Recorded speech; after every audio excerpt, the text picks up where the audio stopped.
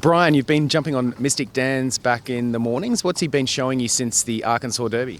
He's been well. It's just his last work here on Saturday was just more of like a little maintenance. He worked right outside of a pretty good horse, and we went 5/8 and 101, and he just cruising along. He had a pretty steady, stiff work the week before in 59 and some change. So Kenny thought the best option for him going into this work was just kind of let him get in the bridle and just let him cruise under the wire, which he did. And then he went on. He galloped out nicely. So we're going into the Derby thinking we have a big chance.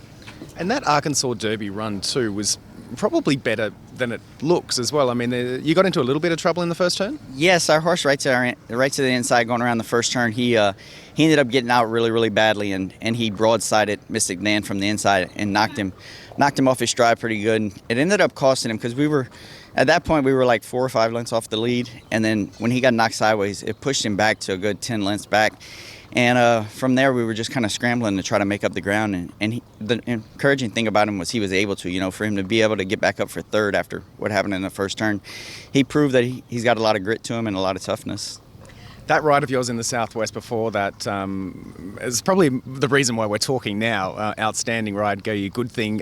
From post position 3, are you thinking similar tactics on Saturday if you can in a bigger field? Yeah, of course you're always thinking that. That's what one of the nice things about where we drew. We drew the 3-hole, which is going to be good because it's going to make we're not going to have to use our horse as much under the wire the first time. It seems just to get in good position, and with 20 horses like that, you want to try to give them the best clean trip possible. I mean, if we can relive the Southwest magic, that'd be beautiful. Did you feel pretty good with yourself after that ride?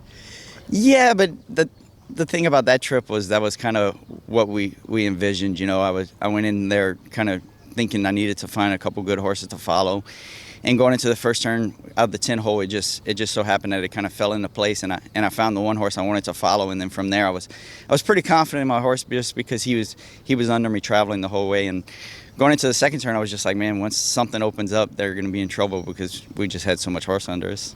Teaming up with Kenny again for a Kentucky Derby, how much of a privilege is it to be associated with Kenny and this big race?